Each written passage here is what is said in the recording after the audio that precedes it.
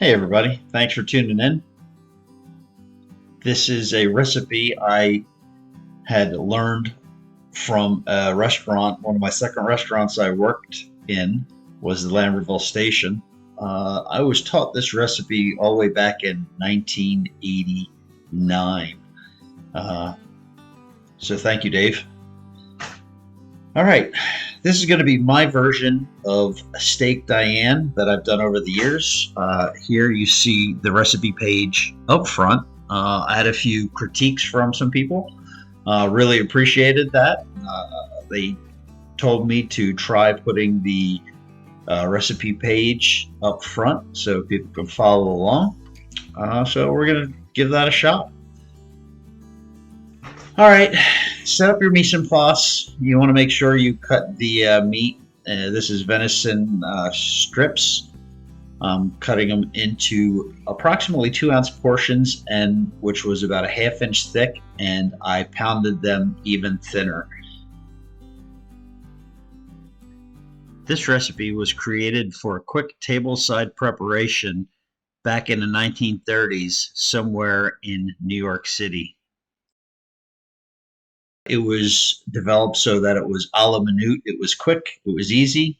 Once you have all the ingredients together, this should only take about, I'm going to say, 8 minutes tops. This actually took me a little over 10 minutes. Because as you see here, I only was able to get 3 of these Tournedos into the pan. So I had to do the same step twice.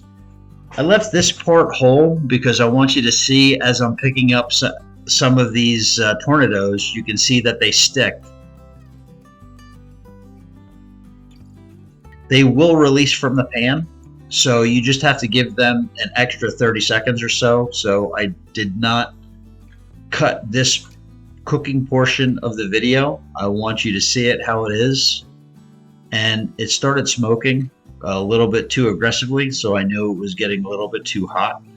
As you see, nothing burned, so I just turned down the heat. And here you can see that the meat is starting to just release. Real easy. Pull them out. We're going to add a little bit more butter and do it again with the next 3. But just watch how it hits the pan, how it sticks, and then how 30 seconds to 40 seconds later it releases. It's pretty cool in my book. Now, because this recipe goes so fast, this is why you have to have your mise en place set up and next to you, because it does go fairly quick. If you don't have things ready when you are cooking, you will burn the pan, you will burn your ingredients inside of there. It just makes things more fluid when you're prepared and everything's set up. Once we pull these last 3 Tournedos out, we're going to add the shallots and garlic. You only want to sweat them, get them a little translucent. You want to be able to smell the garlic. It wants to start to smell a little nutty. Once you get to that, you're going to flame it with brandy. But when you do that, you definitely want to make sure you're well away from the stove. That's why you'll see a couple seconds of no pan, because what I did was poured I think on this one it was probably around 3 ounces of brandy, maybe closer to 4. And by the time I got it back into the pan, got it back onto the stove, it had already reduced by half. So it cooks down that quick.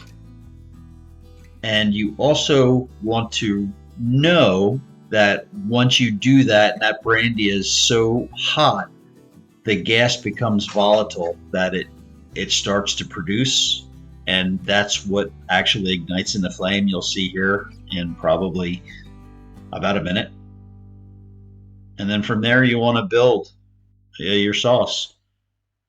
You saw a little container. It's to the left of that Grey Poupon jar. That's a little container of store-bought Demi Glace. I felt like I was cheating using this, but I didn't have the time to actually make it. I've used a product like this in the past commercially when it first started to come out, I believe. Now, don't quote me, but I believe a company, I think they're still around too, called D'Artagnan, came out with it for the cooks and commercial kitchens, and it carried over into normal residential, like supermarkets for everybody to buy. Kind of expensive, but the whole process in making Demi Glace is quite long. If you do the version, the French version from Escoffier, it actually takes probably close to 2 days. This feeling guilty using this store-bought item is leading me to my next video of how to make a Demi Glace. I'm making beef stock, the Espagnole sauce, and the Demi Glace, and you'll understand more about that on the next video, because that's what it is going to be. It'll probably be broken up into a few different segments, so that'll explain how thick but Demi Glace is actually a really beautiful product. And when you see this Demi Glace that I'm using, the store-bought Demi Glace, you can still see that it's kind of clumpy. It had phenomenal flavor, but it just was not the Demi Glace I was used to. So this is my inspiration for my next video. So we'll cover that more. Now, basically, you're just throwing the last bits of ingredients together. The Dijon mustard, Worcestershire, and if you're not sure how much to add, you have time through this to do it. You can always turn the heat down a little bit to buy yourself a little bit more time so it doesn't reduce. And just adjust and just pour in a little bit at a time until you get it to where you're happy with the actual flavor of the sauce. You should taste every ingredient, but not one ingredient should overpower the other.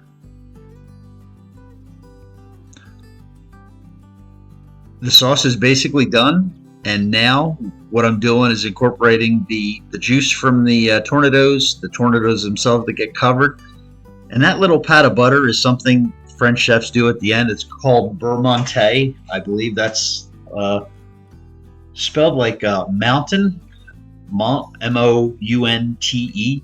What it does, it actually helps finish the sauce. It's glossy. You shouldn't be doing it over the flame. I've done it so much that I can watch. If you do it too long over an open flame, the butter will actually have a tendency to make your sauce separate, and it would not be as nice and thick as it was. Well, here it is. This was actually a tasty meal. I served it with roasted Beef Tournedos potatoes and a baked carnival squash.